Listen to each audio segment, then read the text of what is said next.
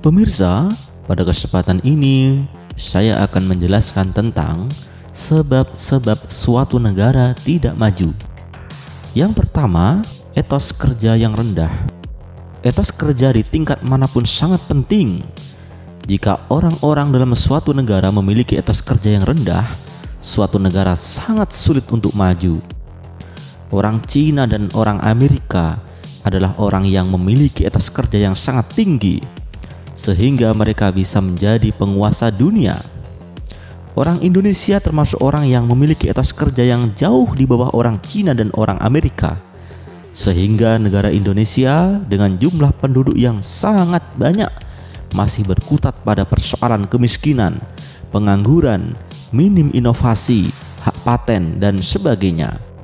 2. Kejujuran yang rendah. Lawan dari jujur adalah korupsi. Suatu negara jika dihuni oleh para birokrat yang korup, pasti negara tersebut sangat sulit untuk maju. Sebab segala macam anggaran tidak sampai ke bawah dan sulit tercapai keadilan. Habis di tengah jalan karena diembat oleh para koruptor. Segala macam proyek pun akan gagal. Kejujuran yang rendah ini disebabkan oleh dua hal. 1.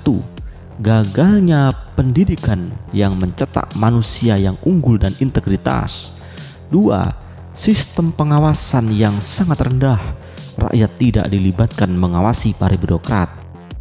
Sebab ketiga, sumber daya manusia yang rendah. Salah satu negara dengan sumber daya manusia yang tinggi adalah Singapura.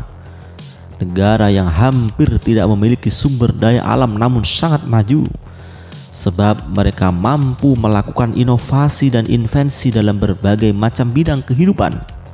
Sebaliknya, jika suatu negara memiliki sumber daya alam yang melimpah namun sumber daya manusianya rendah, negara tersebut tidak maju. Contohnya adalah Indonesia. Sebab yang keempat, minimnya jiwa kepedulian. Ada sekelompok orang dalam suatu negara sangat kaya raya, bahkan jumlahnya yang hanya 0, sekian persen itu menguasai 70% kekayaan suatu negara. Jika sekelompok orang kaya yang menguasai kekayaan negara itu tidak peduli dengan orang yang tidak kaya, maka ini menjadi sebab suatu negara sulit maju, sebab mereka hanya memikirkan kelompok mereka saja. Kekayaan tidak merata. Imbasnya adalah masalah kemiskinan yang terus langgeng. Kemiskinan ini berdampak pada masalah sosial seperti munculnya begal, pencurian, trafficking, perampokan, dan sebagainya.